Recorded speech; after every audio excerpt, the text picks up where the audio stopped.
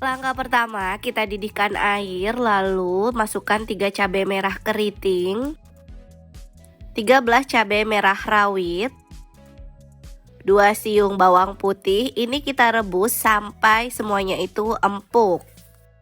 Nah, ini cabainya udah mendidih dan juga sudah empuk. Kemudian kita angkat, sisihkan. Setelah itu kita haluskan. Bisa menggunakan chopper atau menggunakan ulekan aja. Hasil cabai yang udah dihaluskan seperti ini, kemudian pindahkan ke mangkuk, lalu kita sisihkan. Selanjutnya kita siapkan mie kuning kering. Untuk mie-nya ini di sini aku pakai merek dari Ecomi. Satu bungkus ini harganya Rp3.000, isinya 2 keping. Jadi satu kepingnya harganya 1.500. Untuk mie kuningnya ini sebenarnya kalian bisa pakai merek apa aja atau pakai yang curah aja, yang lebih banyak ya aku sarankan. Setelah itu kita didihkan air atau kita panaskan air, tambahkan 2 sendok makan bawang daun yang sudah diiris ya. Setelah itu kita masukkan mie kuningnya dan ini kita rebus sampai matang. Tidak usah diaduk, jadi biar dia bentuknya sempurna kotak gitu teman-teman. Sambil menunggu matang kita akan racik bumbunya. Masukkan 1 sendok makan minyak bawang. Tambahkan kaldu sapi bubuk.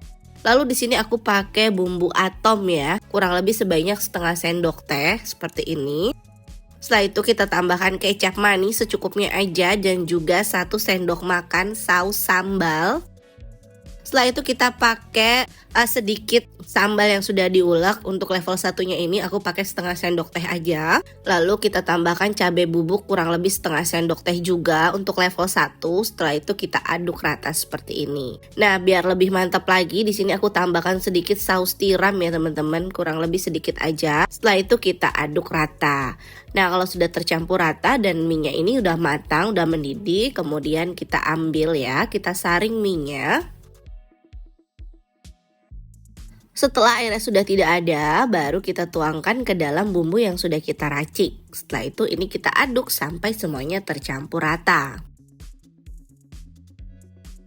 Nah, untuk pengemasannya di sini aku pakai cup plastik ukuran 10 oz. Lalu kita masukkan ke cup plastik ini.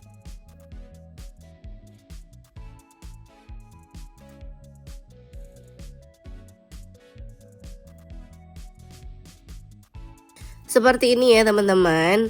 Lalu kita kasih daun bawang yang kita rebus tadi sedikit aja, lalu taruh di atasnya. Lanjut untuk toppingnya aku pakai sosis. Ini sosisnya itu aku iris tipis-tipis teman-teman seperti ini. Aku kasih 2 aja, 2 lembar. Selain itu juga untuk topping yang lain di sini aku pakai kerupuk pangsit seperti ini, keripik pangsit aku potong kecil-kecil lalu aku goreng.